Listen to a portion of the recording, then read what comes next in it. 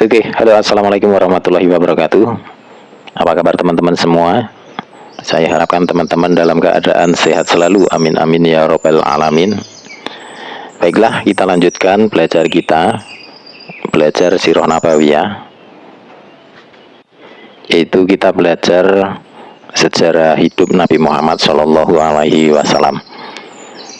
Teman-teman, di edisi sebelumnya kita sudah belajar bagaimana Rasulullah memiliki peran yang penting dalam proses renovasi Ka'bah dan juga penyelesaian pertikaian yang ada di dalam proses tersebut. Nah, kali ini kita akan lanjutkan, yaitu tentang biografi beliau secara global sebelum kenabian. Nah, teman-teman, sebelum saya lanjutkan, bagi teman-teman yang belum subscribe, silahkan subscribe dulu dan nyalakan lonceng notifikasinya supaya tidak ketinggalan video-video terbaru dari channel Lembaran Sirah. Dan bagi teman-teman yang sudah subscribe, saya ucapkan terima kasih. Dan bagi teman-teman yang baru menemukan channel ini, saya ucapkan salam kenal. Oke teman-teman, kita lanjutkan dalam tema biografi Nabi Muhammad SAW secara global sebelum kenabian. Nabi Muhammad SAW telah menghimpun sekian banyak kelebihan dari berbagai lapisan manusia setelah pertumbuhan beliau. Beliau menjadi seorang sosok yang unggul dalam pemikiran yang jitu, pandangan yang lurus, mendapat sanjungan karena kecerdikan, kelurusan pemikiran, pencarian sarana dan tujuan. Beliau lebih suka berdiam, berlama-lama untuk mengamati, memusatkan pikiran, dan menggali kebenaran. Dengan akalnya, beliau mengamati keadaan negerinya. Dengan fitrahnya yang suci, beliau mengamati lembaran-lembaran kehidupan, keadaan manusia dari berbagai golongan. Beliau merasa risih terhadap khurafat yang merajalela di Mekah saat itu dan berusaha untuk menghindarinya.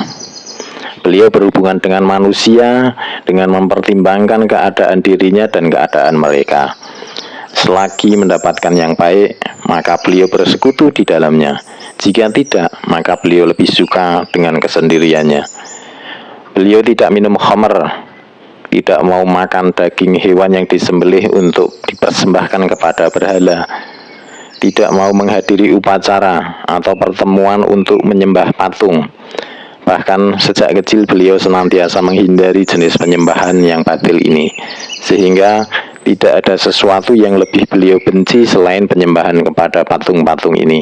Dan hampir-hampir beliau tidak sanggup menahan kesabaran tatkala mendengar sumpah yang disampaikan kepada Lata dan Uzza. Nah, hal ini ditunjukkan dalam perkataan beliau dengan pendeta Bahira. Itu bisa dilihat di Ibnu Hisam cetakan pertama di halaman 128. Oke, kita lanjutkan teman-teman. Ibnu Katsir meriwayatkan bahwa Rasulullah Shallallahu Alaihi Wasallam pernah bersabda, "Tidak pernah terlintas dalam benakku suatu keinginanku untuk mengikuti kebiasaan yang dilakukan oleh orang-orang jahiliyah, kecuali hanya 2 kali. Namun kemudian Allah Ta'ala menjadi penghalang antara diriku dengan keinginan itu. Setelah itu aku tidak lagi berkeinginan sedikit pun hingga Allah Ta'ala memuliakan aku dengan risalahnya. Suatu malam aku pernah berkata kepada seorang pemuda yang sedang menggembala kambing bersamaku di suatu bukit di Mekah, awasilah kambing-kambing gembalaanku karena aku hendak masuk Mekah dan hendak mengobrol di sana seperti yang dilakukan para pemuda lain." Rekanku itu berkata, "Aku akan melaksanakannya." Maka aku beranjak pergi. Di samping rumah pertama yang kulewati di Mekah, aku mendengar suara tabuhan rebana. Aku berkata, aku bertanya, "Ada apa ini?" Orang-orang menjawab, "Pesta pernikahan Fulan dan Fulanah." Aku ikut duduk-duduk di sana dan mendengarkan. Namun Allah Ta'ala menutup telingaku dan aku langsung tertidur hingga aku terbangun karena sengatan matahari besok harinya. Aku kembali menemui rekanku dan dia langsung menanyakan keadaanku.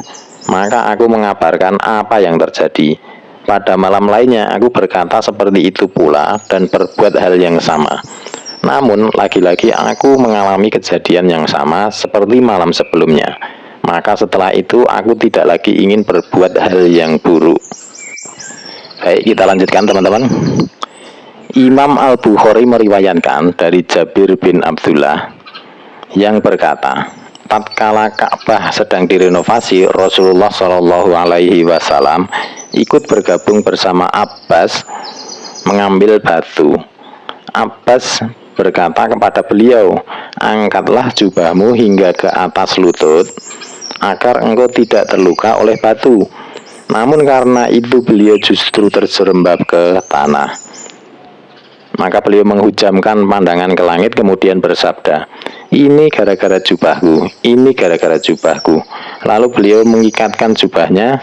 Dalam riwayat lain disebutkan bahwa beliau setelah itu tidak pernah terlihat beliau menampakkan auratnya. Rasulullah Shallallahu Alaihi Wasallam juga menonjol di tengah kaumnya karena perkataan yang lemah lembut, akhlaknya yang utama, sifat-sifatnya yang mulia. Beliau adalah orang yang paling utama kepribadiannya di tengah kaumnya, paling bagus akhlaknya, paling terhormat dalam pergaulannya dengan para tetangga, paling lemah lembut, paling jujur perkataannya, paling terjaga jiwanya, paling terpuji kebaikannya, paling baik amalnya, paling banyak memenuhi janji, paling bisa dipercaya, hingga mereka menjulukinya Al-Amin, karena beliau menghimpun semua keadaan yang baik dan sifat-sifat yang diridhoi orang lain. Keadaan beliau juga digambarkan Ummul Mukminin yaitu Khadijah binti Khuwailid radhiyallahu anha. Beliau membawa bebannya sendiri, memberi orang miskin, menjamu tamu, dan menolong siapapun yang hendak menegakkan kebenaran. Baiklah teman-teman, itu saja pada edisi kali ini, yaitu biografi secara global Nabi Muhammad Shallallahu Alaihi Wasallam.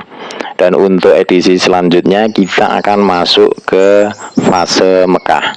Tetap jangan kemana-mana, nanti tetap pantau di channel ini, channel Lembaran Sirah yang senantiasa membahas tentang sejarah hidup Nabi Muhammad Shallallahu Alaihi Wasallam. Oke teman-teman, saya doakan sehat selalu, salam buat keluarga. Saya akhiri, wabillahi taufiq wal hidayah, wassalamualaikum warahmatullahi wabarakatuh.